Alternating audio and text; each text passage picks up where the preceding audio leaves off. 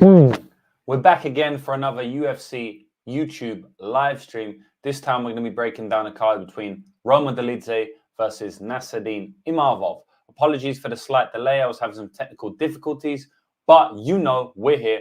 We're coming fresh off the heels of a massive event last week. Completely crushed it.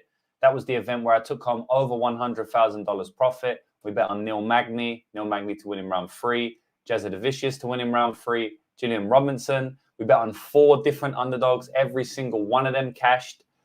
It was an amazing event, man. It was one of the best events of my life, one of the biggest money days of my entire life. And I was kind of pissed off to have a week off because, you know, I wanted to ride that momentum. But the momentum's still there. It hasn't gone anywhere. Actually, the week where we had off in the UFC, I still had bets on MMA and I still profited on MMA. So did me and all of my members. So we're going to break down the card here. As you know, I'm going to be breaking down the main card. I'm not going to go through the entire card. I will be doing that on my website later today, but I'm not going to do it right here for this live stream. But I'll break down the main card for you. And we're going to go in depth on some of these main card fights. And I'm going to give you my betting tips, picks, predictions, all of that good stuff for the main card. If you want all of my picks and predictions, if you want to actually earn the amount of money that I do, or at least earn the same amount of units as I do. It's hard to earn $100,000 over one fight card, but I can do it because I'm betting big, right? But if you want to earn the same amount of units and ROI percentage, and eventually over time compound your money to start earning big bucks, then sign up to my service, lucrativemabetting.com. The link is in the bio. You're going to earn tons of money. You're going to earn way more than the measly price of the membership. So definitely recommend signing up for that. But other than that, we'll get into the main card picks right now. So I'm going to bring up my screen for you and you're going to see it. And first, before that, we're going to shout out to everyone here, right? So MMA Line Move, my guy, what's up? Small Word Lifted is saying he's been trying to read the striking better. Medeiros' footwork is all over the place. In my opinion, I'm interested to see if you have a similar read. So that fight is not on the main card, so I won't be going over that. But as I said, on my website, I'm going to be breaking down that card in full later today. What else we got? Love me some Big Lou, the Don on the way to MMA class. My guy, well done for training, bro. Get it in. Train hard. Let's get it, boys. Gray Span says, James, I'm here, baby. Teach me how to not be poor. You already know that's exactly what we're going to do. Fubu's here. What's good, Degens? Clay Smith. Who else is in here, man? Don't be quiet. We got 46 people. I want 46 people to be hitting the like button right now, just like Dixon Sider said. 85 plus units for me. Still insane. Absolute insanity. I mean, the year's just been amazing. You know, the start to the year has been so good. I couldn't have imagined to earn this money at the start of the year, even though I knew the year was going to be amazing. And I purposely thought it was going to be amazing because I had done so much data analysis over the last 5 years. And I've narrowed down a completely new betting strategy. And it's paying off already, you know, within the first 3-4 weeks of the year. Adam is saying Abina is his favorite spot. Saget analysis. Let's go. Let's get into it, boys, without further ado, right? So I'm going to bring the card up a little bit closer for you to see right here. So the first fight on the main card is Kiz RV versus Mahmoud Muradov.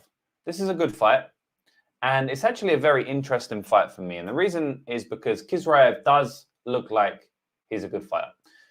Kiz RV looks like he's going to take you down, grind you out. It's the exact type of fighter you want to bet on in the UFC, right? It's the fighter that's got decent cardio, which he seems to have decent cardio, and someone who's going to maximize his win condition. We want to bet on fighters that maximize their win condition, right? And what I mean by that is if you've got a very good striker, you want that guy to go out there and strike, okay? So you want to bet on fighters that know what they're good at and that implement the things that they are good at. There's some fighters out there who are really good wrestlers, but just never shoot takedowns, right? Or shoot takedowns when it's way too late. There's some fighters that are very good strikers, and all of a sudden they want to just grapple. Someone like Malcolm Gordon comes to mind where he had a clear advantage over Jimmy Flick on the weekend, right, which is in the striking. But because of his fight IQ and decision-making, which is as important as striking or grappling, it's basically the same thing. It's just another attribute in the fight. It's exactly the same as cardio. It's exactly the same as durability. It all has to be capped in. Because of his fight IQ and decision-making in fight, he lost that fight, right? Because he had very, very bad decision-making and fight IQ, which he has actually showed throughout the entirety of his MMA career. And he's also showed the ability to be put in bad positions on the ground, right? So because of that, he lost the fight, even though he had a clear striking advantage. With Kiz RV, he's not really that type of fighter.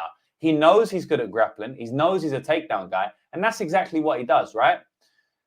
On the other hand, we've got Mahmoud Muradov, who was one of the money team, Floyd Mayweather's signings in MMA. I think his only ever signing in MMA was this Mahmoud Muradov guy. He hasn't shown to be, you know, the greatest fighter of all time, but he's definitely a solid UFC fighter. I definitely think he's UFC level. And I'm not too sure about Kiz RV, right? He looks good, but I don't know too much about him. We haven't seen too much about him. We haven't really seen him come over any adversity. Definitely not an MMA UFC career, because the guy's hardly fought. He's fought one time, and that was against Dennis Tululin, and he kind of struggled until he got that fight to the ground, right? And Tululin's one of the worst fighters of the division, really, especially in the grappling. And so that was no surprise to see Kiz RV finish that fight, but it wasn't plain sailing for him, you know? And other than that, he's pulled out of many fights. Many fighters have pulled out of fights from him. He's had one fight since he's been signed to the UFC, and he's been signed for over 3 years, guys. Whereas Muradov's been fighting twice a year consistently, right? Yeah, he's had some losses. He's had some wins. But the guys are coming up to a UFC veteran at this point, you know? 4 or 5 years in the UFC, even longer than that, I believe. Many, many wins. A couple of losses. Like, I understand why Muradov is not this standout fighter, but in this fight, he might be a little bit overlooked. So overall, I feel like Muradov is the one that you need to bet on in this fight, if you're going to make a bet at all. I don't really think you can bet on Kiz RV at minus 200. He's 14-0 undefeated, so everyone likes him, right? But I haven't seen too much from him to say that he's going to go out there and just dominate Mahmoud Muradov like he has against his last 14 opponents. I mean, Muradov showed decent chops in that Kaya Barallo fight. He showed good grappling chops. He was on top of Barallo for a lot of that fight. Yes, he got taken down himself as well, but he reversed position a couple of times. Yes, he got reversed, but he also reversed position. And Barallo is a decent fighter, and he's a decent grappler. You know, I don't really know if Kiz RV's on that level. On top of that, we've got a height advantage and a reach advantage for Mahmoud Muradov here. We've got a clear striking advantage for him. We've got a clear UFC experience advantage for him. We've got a clear MMA experience advantage for him. And he's been active recently, right? So, and he's got the level of competition experience. So Muradov is ticking a lot of boxes for me here. Stylistically, he's not ticking massive boxes like, oh yeah, I definitely think this is a great stylistic matchup for Muradov. No, it's not. You know, Kiz RV is not a great stylistic matchup for anyone, because he will go out there and shoot takedowns, and many, many of them. I just feel like Muradov is definitely the bet in this fight. Just like I said, man, without the risk of repeating myself, he's got many, many green ticks on his side. The overall concept or aspect of this fight that I like to look at is UFC experience, UFC wins, level of competition, activity, you know, all of that stuff. This is kind of like just intangible fight for me, guys. Like statistically, stylistically, it's not a great matchup for Muradov. You know, stylistically, it's all right because, you know, he's decent at defending takedowns and he's got the clear striking edge. But overall, this is more of an intangible fight for me. So if you watch my content for a long time, you will know that I break fights down 3 ways: stylistically, statistically, and intangibly, right? And I think that this fight, all the intangibles are on Muradov's side. So yes, Kiz RV might go out there and dominate his opponent just like he has done for the last 14 fights. You know, he's had some adversity here and there, but for the most part, it's been plain sailing for him. Maybe he goes out there and takes everyone down like he has done, but, you know, overall, I believe that Muradov is the spot here. So I'm betting Muradov, and I think it's a decent bet. We'll move on to the next fight of the night. The next fight of the night, we've got Viviane Araujo versus Natalia Silva. So another good fight. Another fight that I'm excited for. I know a lot of people moan about women's MMA. I'm not really one of those type of people that moan about women's MMA. You know, obviously, women's MMA is nowhere near the level of men's MMA. It hasn't been around for long enough. Also, way more men fight than women. So, of course, the level's going to be better. And men have a massive physicality edge in almost every regard in terms of, you know, in terms of like the physical aspect of MMA, other than maybe flexibility. So, of course, men's MMA is going to be a lot better. And of course, men's MMA is going to be more high level.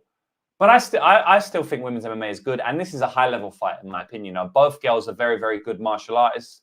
Both girls are high level in virtually all disciplines. You know, Viviane Araujo is a good boxer, good wrestler, decent jiu-jitsu. Natalia Silva, again, decent jiu-jitsu, decent wrestler, more of an anti-wrestler, and very, very good striker. Very good flexibility, very good technicality, very good, you know, when I say flexibility, I mean, she throws that high kick up so easily. Lead leg high kick, rear leg high kick, side kick. She's a good fighter, man, and I think she's going to win the fight. You know, she's a big favorite. I've been cashing on her throughout the entirety of her MMA career, so I bet on her as an underdog, a plus 200 underdog against Jasmine Jasudavicius. Can we believe that, guys, that she was a plus 200 underdog in her debut against Jasmine Jasudavicius? Well, obviously, she's a clear favorite in that fight. She's probably around minus 300 in that spot, but she was plus 200, right? Now, I do think that, you know, MMA career, UFC career is a little bit different. Like, she's shown more in her UFC career, so I understand why she wasn't a massive favorite in her debut. We don't know much about her yet, but anyway, I saw what I saw on tape, and stylistically, she was a great fighter, and I believed in her skill set. And she was only young. She was like 25 years old at the time. She's a really good fighter, man. Natalia Silva is fucking legit. I mean, I don't know what else to say. She's got 5 losses on her record, but like a lot of those losses were early on in her career. So if we go on a fight, like she's been fighting for a long time, and she's only 27. So if we go down, I mean, she made her debut in 2015, right? 2015 is a long time ago. You're talking 10 years ago, boys, right? Or, you know, 9 years ago. So let's say she made her debut 9 years ago, and she's 27 years old. So you're talking about she made her debut at 18 years of age. Well, she's saying that she's 26 years of age here, right? Date of birth 1997. So we're saying she's 17 years of age. 17, 18 years of age when she made her debut. And she lost her debut. It's cool, man. She's a 17-year-old girl. And then guess what? In the exact same year, she had her other 2 losses. So she's got 5 losses in her entire UFC career, right? Sorry, in her entire MMA career, she got 5 losses. You might think that's a lot. But 3 of those losses were in the first year that she fought. And she was a 17-year-old girl. I'm not even going to say woman. She's a girl, right? She's a young girl at 17 years of age. So, of course, I don't hold anything on her for those losses, right? So, yeah, you could say, you know, a few losses and stuff. But, man, I don't hold anything from her. She had another loss against Marina Rodriguez, which she looked decent in that fight. That wasn't a bad fight. And she was 2017. Like, you're talking about, she's a 19, 20-year-old girl. She's a young lady at that point, and she's still taking Marina Rodriguez to a decision, who at that point was a very good fighter, way older than her. She's got almost 10 years on Natalia Silva. So Natalia Silva goes to decision with Marina Rodriguez, who was 8-0 at the time, when Natalia Silva was like, what's it, 6-3 or something? 6-3-1. Natalia Silva's 19 years old, and she's facing a 28-year-old woman, Marina Rodriguez, fully in her athletic prime. A very, very high-level fighter in the UFC she goes on to be. And she takes her to a decision where she doesn't look bad in that fight, right? So that's a big reason why I bet on her in her fight against Jasmine Jasudavicius as a plus 200. I think she's a really good fight. I feel like a lot of people are going to be betting Araujo in this spot, but I can't do it. I'm going to stick with my girl, who I have literally been betting throughout her entire UFC career. Whenever she's chalked, I bet her inside the distance. And if she's not chalked crazy, then I just bet her straight, like I've done multiple times in her career. So, yeah, man, I've got Silva again here. Jeff Bruno's saying he bet Silva inside the distance, decision, no action. It likely goes to decision, but if it's not, Silva gets the finish. Yeah, I agree with that. I think that she gets the finish if it does finish. I also believe that, you know, there's a good chance she can go to decision. I don't know if she's going to knock her out, if she's going to submit her, or if she's going to go to decision. I think she can do all 3. I think the Viviane Araujo gets tired as the fight goes on. And I'm picking Natalia Silva quite confidently for the win here. I think a lot of people are going to be betting Araujo. I don't agree with it. It is what it is, man. That's my opinion on the fight. Randy Brown versus Muslim Salikhov. I'm not really interested in this fight, guys. I don't really rate Randy Brown at this point in his career. He's 33 years old. I look at him like a young guy. He looks like 23, 24 to me. You know, Randy Brown, up-and-coming prospect. Kind of like Montel Jackson, but they're both kind of old. He's 33 years old at this point. I don't really see much improvements coming from him. On the other hand, we've got Muslim Salikhov. He is old at this point. He's 39 years of age. There's definitely going to be no improvements coming from him. I favor Randy Brown here, but this could be a shit show of a fight. If this fight stays on the feet for 15 minutes, are you really confident in Randy Brown at minus 250? Not at all, guys. Not at all. Muslim Salikhov can most certainly rock him a couple of rounds and win on damage. And he most certainly can just outpoint him, regardless, based, nothing to do with damage. It's funny because I think Randy Brown's going to win the fight. But as I'm speaking about it out loud right now, I'm almost talking myself into a small play on Salikhov. I mean, what is Randy Brown going to do outside of like knocking him out or submitting him to cover his price? And could he knock out and submit him? Yeah. How likely is it? I don't really know. Randy Brown ain't the best finisher of all time. I do think Salikhov has looked kind of bad recently, though. He didn't look great in his last fight, but it's a tough stylistic matchup. But I've seen him hurt a little bit more than recent.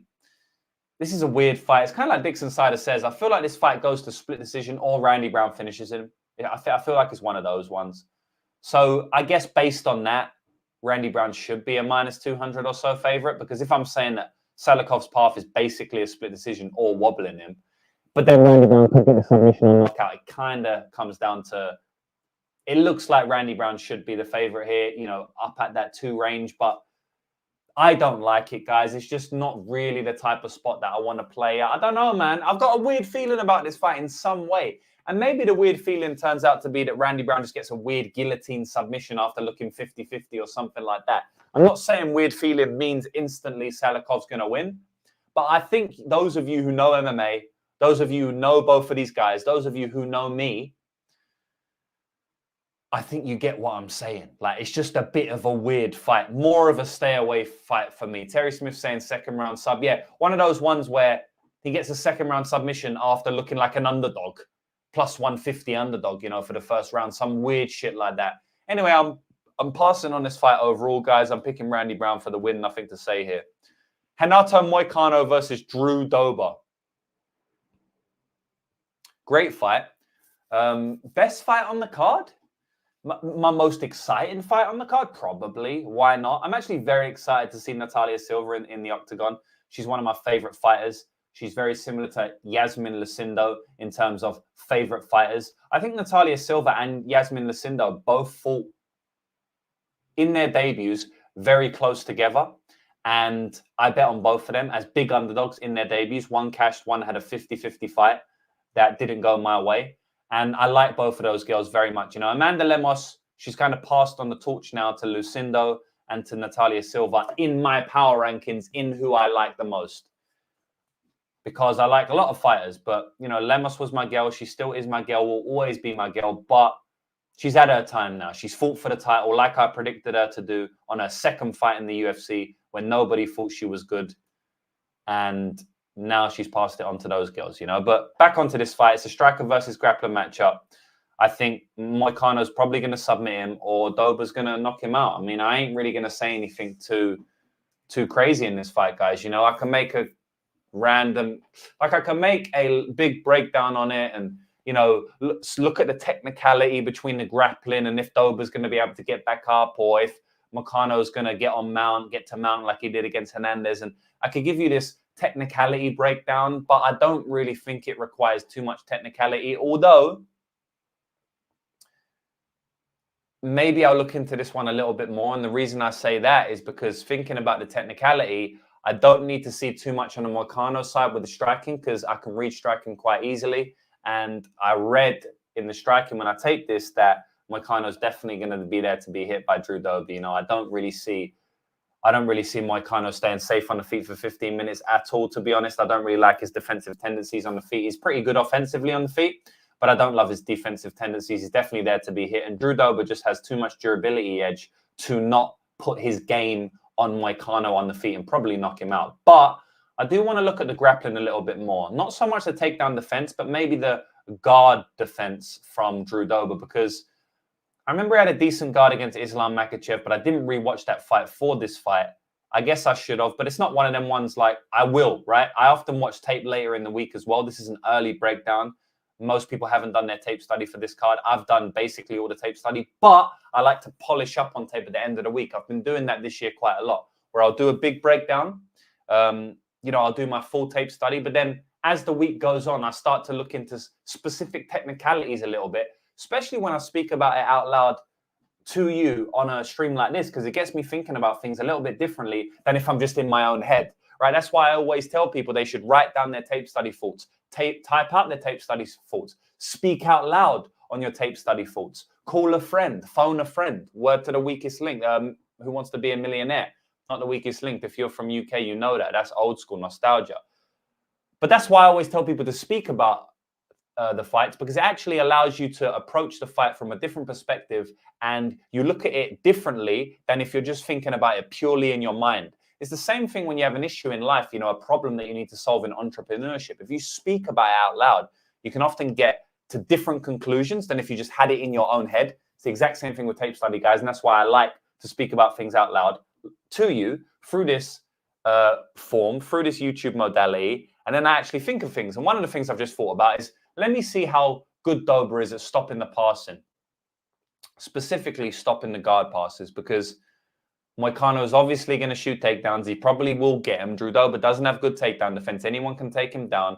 When I watched the Alexander Hernandez fight, which is a fight I watched in depth for this fight, you know, Drew Dober showed me that he was able to get back up to his feet, but he also showed me that he got taken down very easily. Even when Hernandez was very, very rocked, he still was able to take him down, right? So I don't think Moicano's going to have struggle getting him down, but I do think Moicano may struggle passing a little bit, although Moicano is very, very high level on the ground, much better than someone like Alexander Hernandez, right? So I have to just look at if I think Dober's going to be able to get back to the feet consistently. If I don't, I can't really bet on him. If I do, I'll bet on him. But I don't think I'm going to bet on the fight, because I think even if I believe Dober's going to be able to get back up to his feet, he still might not, right? I can believe something, but how often? Like, do I think Dober's going to get back to his feet 99% of the time? Of course not. Even if I watch tape, there's no way I'm going to come to the conclusion that Dober's going to get back to his feet every time he gets taken down, right? I might say, like, yeah, Dober can get back to his feet, and he might get back to his feet more often than not. But then do I even want to step in front of Moicano as a slight favorite if I only think Dober can get back to his feet 6 out of 10? Do you know what I mean? It's like, you don't always have to bet when you think there's marginal value guys, right? We don't always have to do that. That's what some people actually misunderstand in MMA betting. It's like, just because there's value, it doesn't mean you bet it. I've had that many times, guys, where I'll say, yeah, there's value on this spot, but I ain't going to bet it. And people are like, what do you mean? Like, there's value. You need to bet it. Aren't you a sports bettor? It's because they don't have time in the game. They don't know about full-time gambling. And they don't know that we don't like to risk units and risk our money on every single spot that we see value on. It's actually a big reason why I have a separate section for my Elite Zone guys on my website. The Elite Zone Stay Winning. You already know that. And I have a separate section that says value bets, or I used to call them current betting leans, but betting leans just give away the wrong type of thought process for people who don't really understand what they are unless I explain them. So I changed the name, and now I call them potential future bets, right? Which is exactly what leans are to me anyway. But basically, I have a section in the Elite Zone on my website where I break down every spot and every single bet that I think has value, but that I'm not going to bet. You know, so I'll have many spots where I think there's value on this bet, but I actually don't bet it for whatever reason. And so I have a separate section, a whole web page on my website that writes out every bet that I think there's value on, even if I'm not betting it, right? And more time than not, those bets win. I'm just not confident to bet it for whatever reason, right? Maybe I don't want to overexpose on a fight. Maybe it's too volatile for my liking. Maybe there's intangibles that I can't quantify, whatever it may be, guys. And in this spot, it's too volatile for my liking to bet on it, even if I see there's value. Right now, I'm not saying it's 100% that I'm not going to have a bet on this fight, but it's likely that I won't have a bet on this fight. Now, when you're talking about totals and money lines or props, then I might have a bet. I'm literally just talking about money lines right now. So what I'm going to do right now, guys, is go to fightodds.io. Shout out to my boys over there. And I'm going to have a look to see if they have the props out for this fight yet, which they obviously will. And then I'm going to go through them with you right now, and we're going to see if we can get any value on any props. So this is an exclusive section for anyone watching this video right now. I'm going to actually speak to you in real time and see if there's any spots we can find. So the over is set at 1.5 rounds, and it's even money, right? So already I don't like it, because I feel like if Moicano wins, yes, he can get a back take and get a submission early. I do think it's going to be more of a wearing down type submission, like Islam Makhachev over Drew Dober. Shout out to Islam. I had him in round 3 there at plus 1,200, so shout out to him. Whereas I think if Dober knocks him out, it's just going to be a moment of brilliance. He gets back up to his feet and he just knocks him out. I don't really think it's going to be a beatdown type thing because Moicano is very tough. It's not like you wear Moicano down and knock him out. You kind of just catch him clean, like we've seen multiple times in the UFC now. So, yeah, I feel like Dober wins this early, Moicano wins this late. But obviously, Moicano can also just grind him out and finish him in round 1 or early like he did against Hernandez a bit earlier. So I don't like the over there, guys. I can't really get behind the over. I'd like the under 2.5. I would definitely play that. But obviously at the big juice line that it is, for the fight doesn't go to decision, I can't play it. Fight doesn't go to distance is minus 325. I'll have to sit down for a minute and see if there's actually value on that, because instantly when I hear minus 325, I'm like every other gambler. Like, how can I explain this to you? It's quite a important concept to understand. So there's a bell curve in gambling, right? Have you ever seen that bell curve thing? It's like smart bell curve. It's like when you first start gambling or doing anything, I'll show you this, the IQ bell curve meme. I'll show you exactly what this is, right? So guys, and this is what you come to expect on my streams. You know how it goes, boys. It's like, I'll break down fights in 5 minutes and then I'll break down one fight in 30 minutes, you know, and I'll speak to you about gambling theory, not just who's going to win on the weekend. That's what I like to do in my streams, guys. I want to make you a better sports bettor. I want to make you more money over the next 10 years. I don't want to just tell you who's going to win the fight. It's boring. You don't learn anything, right? So when you first start off gambling, you're here. You don't know anything. Your IQ is almost 0. You don't know anything, right? You're kind of stupid. Then you get here, right? Your IQ is like 100 at this point. You actually know a lot. Let me see if, yeah. So you actually know a lot here, right? You actually know a lot here, guys. But you think you know it all. And that's why you look like this guy, because you're crying. You're like, I know everything, right? And a lot of gamblers I see are here, right? They're actually not stupid, right? They know a decent amount, but they don't know a lot, right? This is like the majority of gamblers. As you can see, there's like 34% of people are here, right? So most people are kind of here, but there's still so much for them to learn. But because they think they know it all here, they never get to this point here because they think they know it all. And so they never, ever reach here, right? But when you get to the end of your gambling, well, not end of your gambling, end of the gambling, what would you call this? Like scale, right? When you start getting, and by the way, there's always things to learn, right? But when you get here, what you realize is that most people are in the middle. And what I've seen a lot of people in the middle doing is this very thing. They'll see a line and they'll see it's juiced up and instantly they'll say, I can't bet it, right? But that's not a good way to look. You can make money on lines that are minus 400. You can make money on lines that are minus 500.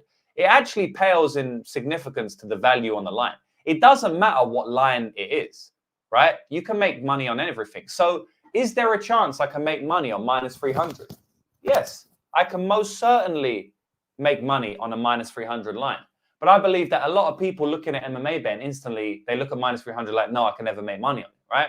And then you've got the other idiots who only ever parlay minus 300s, right? But I think that you can make money on every type of line. I know you can make money on every type of line. I am going to say the caveat is that a lot of times in MMA, it's just not worth betting a minus 300 because the sport is so volatile. But of course, you can still make tons of money on minus 300s. I have done it. I am living proof on it, right? So is there value on the minus 300 fight doesn't go to decision? There could be. If I think it happens 8 out of 10, then there is.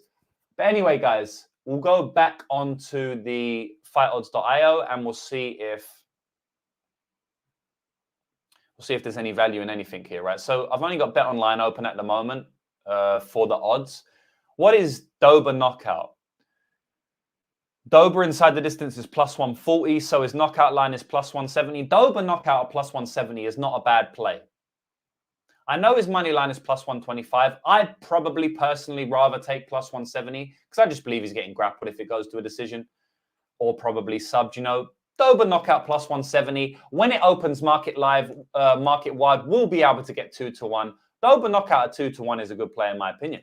Now, what's Moicano sub? Moicano sub is 2-1. We'll probably get it 2.5-1, you know, plus 250. That's a good play.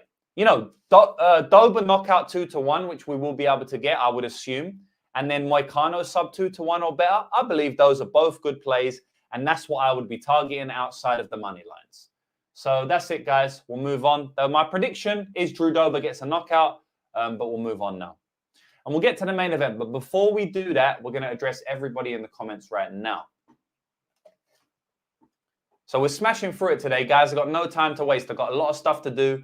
I've just given out some free access to my free lucrative tennis group. So if you want to join the tennis group, is extremely sharp group, one of the sharpest groups I've ever been part of in my entire betting career. So if you want to join a tennis group, you can do that. You go to sublaunch.co/lucrativerackets.com, and I'm going to give you, not even .com, sublaunch.com, no, sublaunch.co. You know what? Let me write it in here for you right now. If you want to get free tips for tennis, I'm going to give this to you right now. And I'm going to give you a 14-day free trial. Watch this.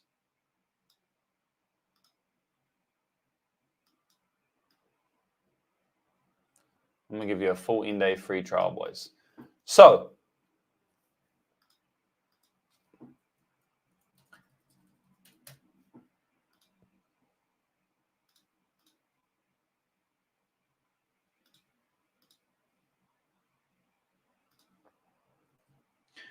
if you copy and paste this into your browser right now,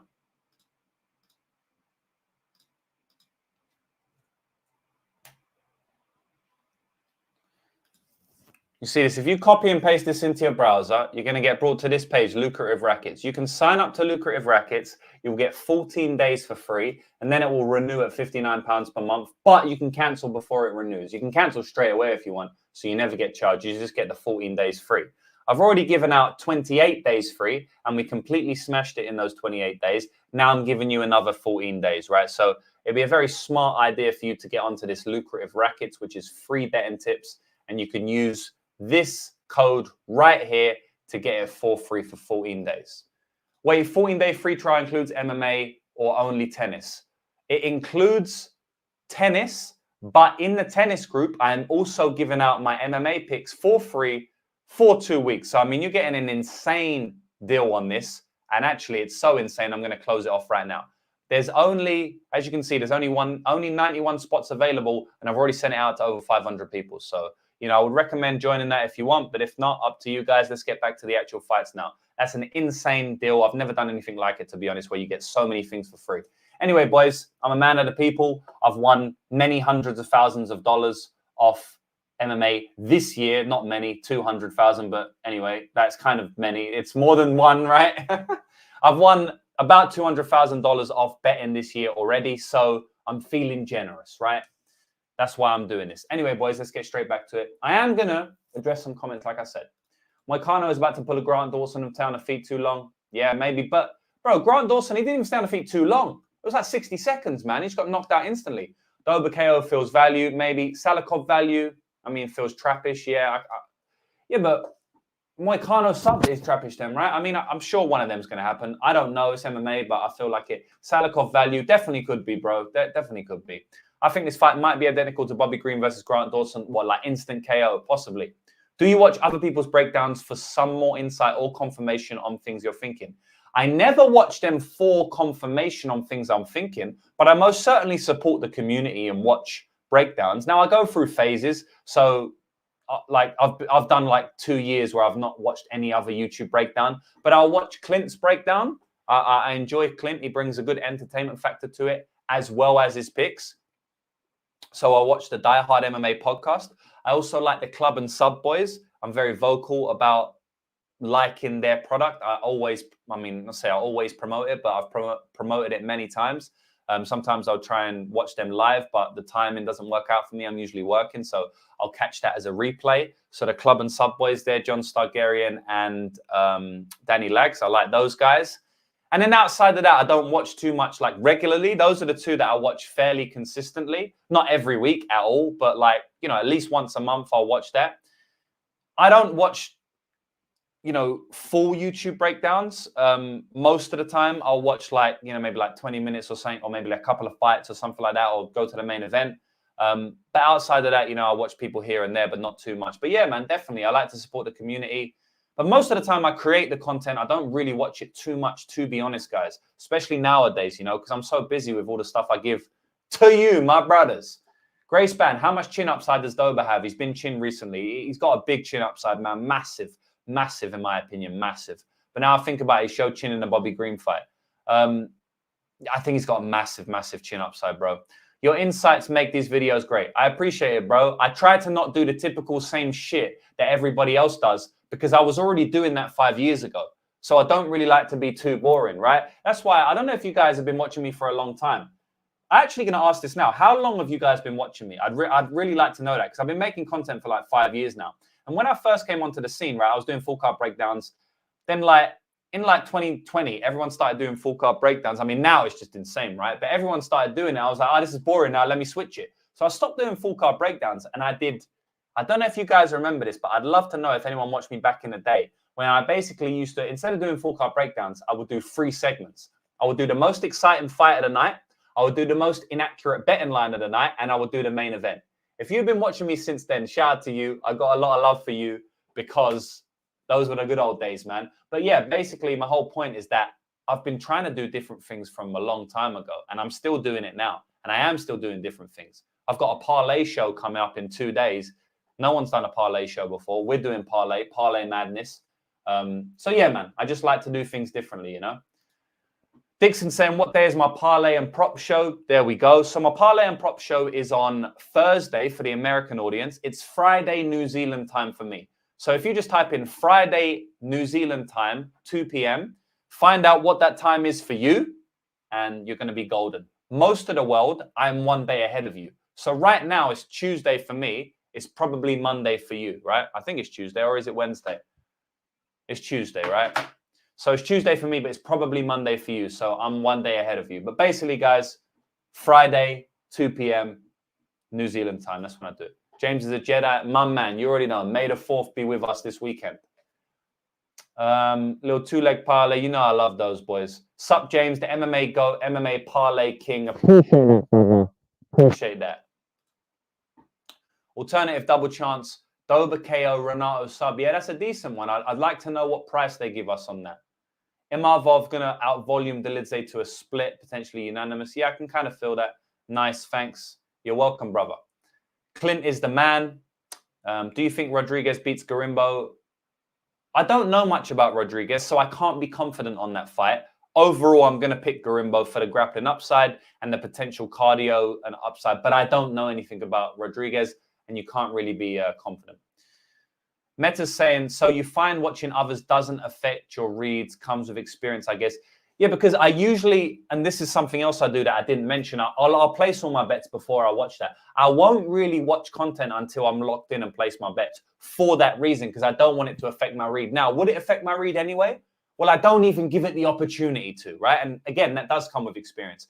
Maybe it would affect my read. Maybe it wouldn't. Maybe I'm hard-headed. I believe it wouldn't, because I've got an ego, and I like to believe I'm such a good gambler that nothing would affect my input. But I'm also realistic. You have to have an ego to be successful in life and in gambling, but I'm also realistic and understand that maybe it will. So I don't even give it the opportunity, guys. You know, it's like, I ain't going to use that analogy, actually. But basically, I don't even give it the opportunity to, because I watch that stuff when I've already locked in my bets. I've already sent my bets out to members. So there we go.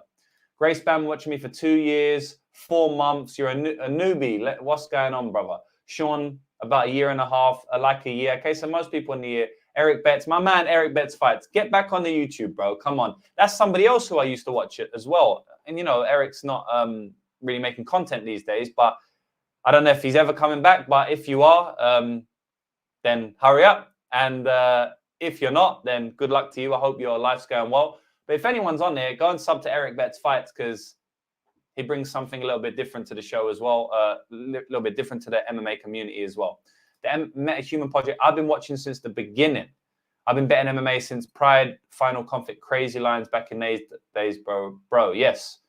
Have you been watching me since the beginning or UFC? Grace Ban, I missed the private bet breakdown. Private bet? What private bet? Private bet. Gray's saying, yes, he listened to me on Spotify when I did the free fights. Nah, shout out to Gray, man. Old school. Can't wait, bro. Best of luck this week, gangster. My man. Brandon saying, enjoyed the podcast. Are we going to see more coming up? Okay, so he's talking about the podcast. Are we going to see more coming up?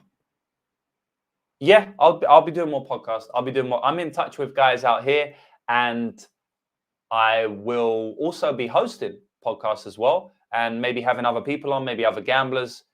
It's a bit tough in New Zealand, you know, because like there's not a lot of shit going on there, which is why I like it in a way. But yeah, man, there will be more coming up. The website one. What did I do a breakdown private on the website? I don't even remember that. I don't even think I remember that. Bro, you remembered stuff even before me, man. Let me know what you mean, though.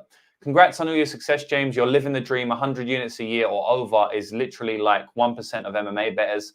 And yes, I meant I was watching you since you started. Thank you, brother. Thanks for that, man. I appreciate it. I'm grateful for it. I don't take it for granted. I understand the amount of money that I earn from this game is, money that most people won't touch in their life. But hopefully other people will by listening to my content, by signing up for my picks, and by me helping them grow their bankroll through videos like this and my website. 3 years I've been watching. Quick thoughts on Urbina fight. I like the dog in that fight a little bit. Thanks for watching as well.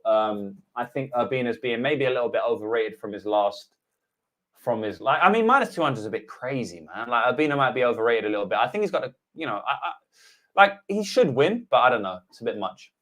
Yes, every week you would go through all the bets for the week and you were betting them. Yeah. Oh, I know what you mean now. Okay, yeah. Like the bet and breakdown for all of the members, the weekly bet and breakdown.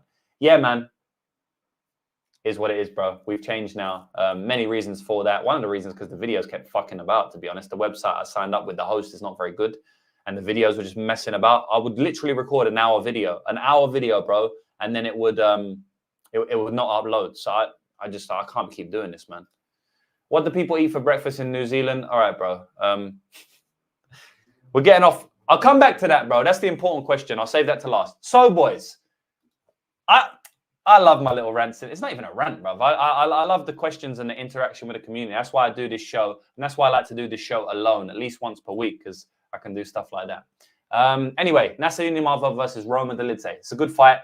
Obviously, Dolidze can finish any man at any time, right? He can take guys down. Kind of. He doesn't have great takedown, but he can take guys down. And then he can get subs from his back. We've seen the weird submissions in the Jack Hermansson fight. We saw he tore apart Phil Hawes' leg before he knocked him out. And then we've seen him just get pure, clean knockouts. So it's like, it's tough to bet against him because he seems like a very imposing figure in the octagon. I kind of thought he beat Marvin Vettori. I think a lot of people bet Marvin Vettori in that spot. And I think it was kind of like lucky to cash that ticket, especially as a decent-sized favorite. Roman Dolidze is a bit of an enigma. He's not a type of fighter that you want to bet on or against, really, because he's just so random. I believe that Roman Dolidze is the type of fighter that, kind of like Michael Johnson, he just lose some fights that he should easily win and just get beaten some fights that he should lose, that he should win, sorry. You know, he'll win fights that he should lose, and then he'll lose fights that he should win. He's one of those type of fighters, in my opinion. I got to favor Nasruddin Imavov here. He's the much cleaner striker. I know it seems like Dolidze might have a better gas tank, but at the end of the day, Imavov's more proven over 5 than Dolidze. Like, he didn't look that bad in the Sean Strickland fight. He looked bad in a Buckley fight in the 3rd round only, but he was owning Buckley before that 3rd round, and then he dropped the 3rd round because of cardio. But I don't know, man. I think Imavov's just going to tee off on him and just, probably outpoint him. I don't know if he's going to finish Dolidze because Dolidze seems very tough to me. So I kind of feel like it goes over more often than not. But let me see what the over is because I'm actually kind of interested in the over a little bit here. Yeah, I don't really like that. Over 2.5 rounds is minus 160. I'm not in love with it. Maybe I'll go back and look at the durability a little bit. But I do think that both guys have good durability. But I also think that Dolidze is a bit of a elite finisher. I actually will say he's kind of an... But then he didn't finish certain fighters like Giles, who... That's what I'm saying. Dolidze is a dodgy guy. Look, guys, I'll end the breakdown by saying that Dolidze is not really the type of fighter that you really want to be betting on in terms of his fights, betting on or against, because he's just a weird fighter, man. I'm going to go with Imavov. I say that he strikes and his range control is too much for Dolidze to overcome. I don't think Dolidze is going to be able to tee off on him. Marvin is a walking punch bag, so of course Dolidze was able to land his shots, right? But Imavov's going to be skating around the outside and poking him with that jab and also with the great teep kick. So I don't really think Dolidze is going to get close. But if he does, he can make something happen. I think he can probably rock Imavov. I think he can maybe do something from top position. We haven't really seen Imavov's takedown. We haven't really seen Imavov's defensive jiu-jitsu game that much. Yeah, he can take the back and He looks okay with the jiu-jitsu offensively, but outside of that, he don't look that great. So I'll go with Imavov, guys, but I ain't confident on this fight at all.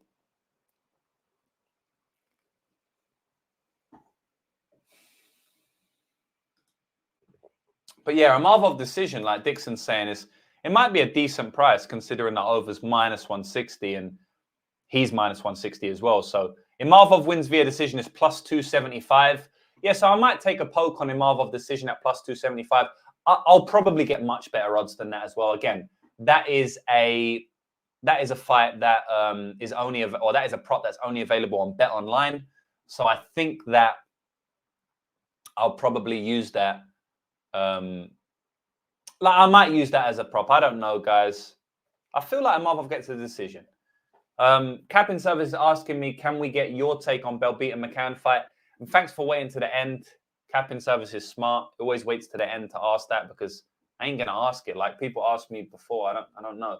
I will give a breakdown on that fight now. But I like to hear your breakdown, Capping Service, and also anyone else here.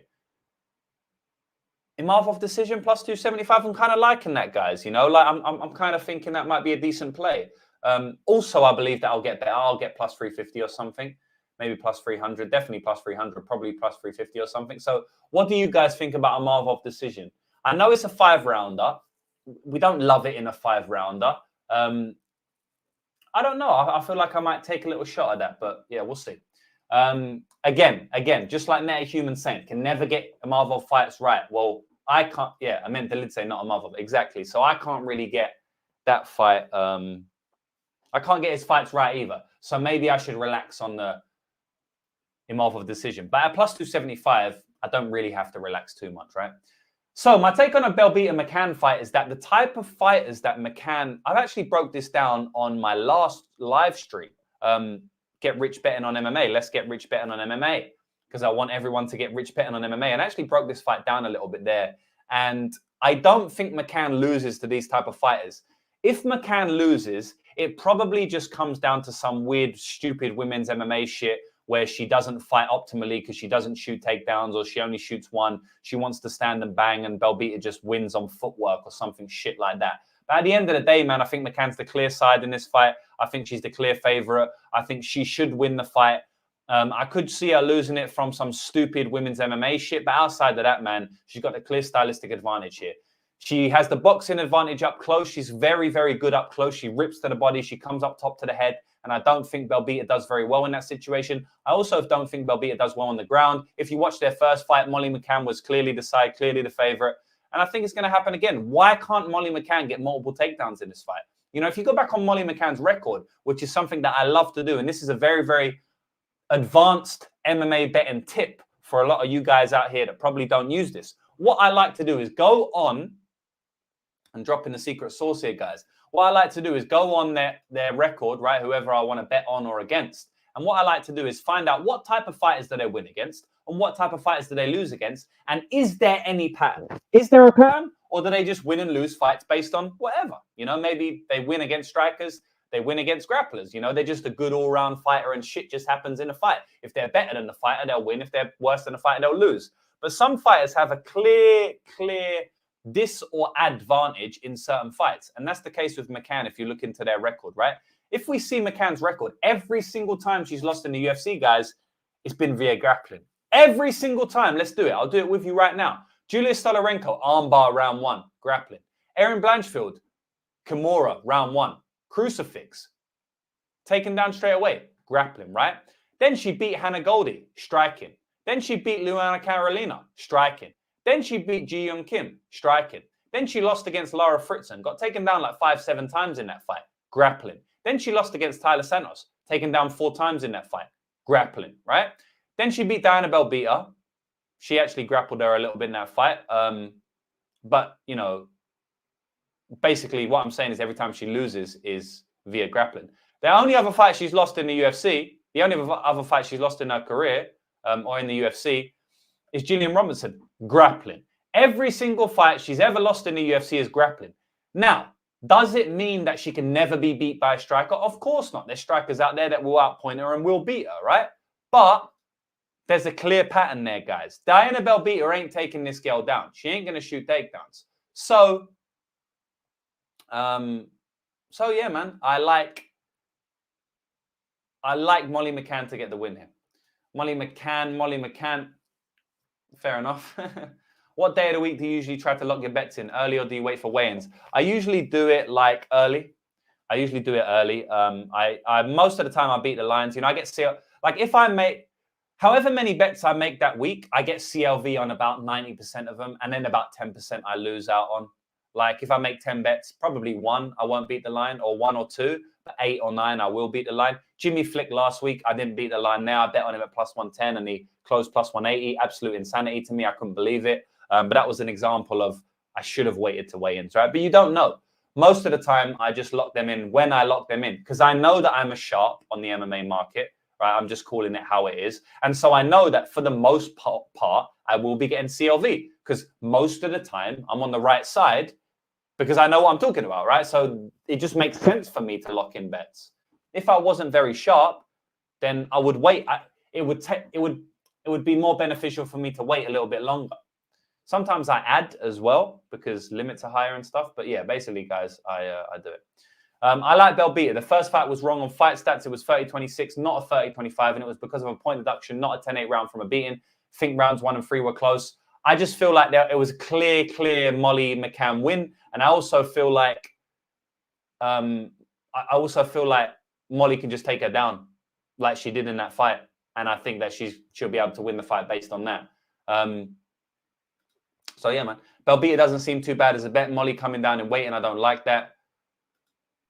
But she's fought in that weight class before, right? So what weight is... So this weight is straw weight. Last fight's flyweight, but she's fought at straw weight before, I'm sure. So all of these are flyweight. So her entire UFC career has been at flyweight. Was she ever at strawweight? What about these fights back here? Oh, flyweight. She never fought a strawweight. Was this fight definitely at strawweight? Yeah, that is definitely interesting. Actually, thanks for pointing that out to me. Great, not Greyspan. Who did that? Who pointed that out to me? I can't even see it. Oh, Sega analysis. Yeah, thanks for pointing that out to me because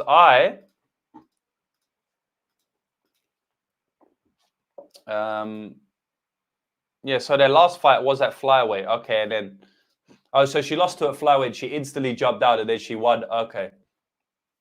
Maybe I'm thinking the last fight was at flyweight and that's why I think this fight is fly. I don't know. But yeah, no, that definitely adds something to it. I need to look into a little bit Molly McCann's, like how she's looking with the weight cuts, how she's looking on the scales, that type of stuff. Because I don't think Molly really struggles to make weight too much. I can't really remember her missing weight. Has she ever missed weight? She missed weight once in her career. Okay, and that was on her debut. So yeah, she hasn't missed weight other than that. But yeah, that's just another interesting thing. Molly older for the worse and Belbita older. Yeah, that's something else as well. The age definitely is an advantage for Belbita. She's 27 now. She was young when they fought, man. She was like 23 when they fought or something. It was a while back. She was 23 and Molly was like 28 in her prime. So yeah, man, I could see it, but I just feel like McCann's going to take her down and do what she wants. James, how you feel about a little baby sprinkle on Belbita sub? Yeah, I kind of feel like we're on the same vibe on the McCann fight. I don't like Belbita's fighting stance. I get it's important to tuck her chin, but she tilts her entire neck. Yeah, I know. She fights in it. She definitely looks a little bit weird. Honestly, McCann might get KO because she get hit clean, bam. Yeah, okay. So everyone's, yeah. It's an interesting fight, guys. I feel like the weight class is kind of the most interesting thing to me here. The weight class and the age. Like, yeah, weight class at her age. I don't really, like, stylistically, I think Molly's easy upside, easy big favorite here, man. She's going to take her down and do what she wants. But I do give credence to the age. I do respect the age. I do respect the age difference at the time when they first fought. I also respect the weight class jump a little bit, but I more respect the weight class jump at the age. And I more respect the age, to be honest, than anything else. Stylistically, I don't really think she's got too much of a chance. It's weird she's changing weight at this stage. She's really short, though, so it probably suits her. Yeah, I'm, again, interested to see how she made weight last time and how she looks physically. Meatball's been doing some BJJ matches, maybe sprinkled a sub. I mean, it's definitely possible. She's probably going to be on top in positions, and Meatball's been close to a submission multiple times in her career. So I think that at some point the submission is going to come for her, and it's always like plus 1,000. What's her submission line here? Because it's always big price because she's never got one. But I think she's going to probably be on top in positions to get one in this fight. Molly McCann via submission. Let's have a look at this one, guys. And again, this is on Bet Online, which is the sharpest book. It's usually, yeah, so Molly McCann submission plus 650. So I'm sure it'll be plus 1,000 some spots, guys. Anyway, that's it. I've broken down every fight and the bonus fight, Bell Beater versus Imavov, because my man Cap in Service wanted it. So that's it, guys. That's the entire main card breakdown, plus a couple of other picks for you there as well. So I'll be back this week. I'll be back on Friday for me, Thursday for most of you. Friday, 2 p.m. New Zealand time, I will be back for my parlay show. And again, guys, you can watch my free content where I give you my analysis, but not my full bets. But if you really want to make big money with me and sign up, then go to lucrativemabetting.com or click the link in my bio. I highly recommend you signing up now, today, if you want to sign up at all, because I'm going to be locking more bets in today. I'm going to be sending out full card breakdowns today, and we're on an absolute heater. 2024, we started off on a heater. It might not last forever. Maybe we ain't going to be doing this for 6 months. So I definitely recommend signing up now. But outside of that, I'm signing out. And thanks, everyone, for being here. Cap in Service saying thanks. Appreciate it. Appreciate it. Yeah, shout out to everyone here and like the video if you haven't done it yet. Good luck on your bets this weekend, guys. Let's get it.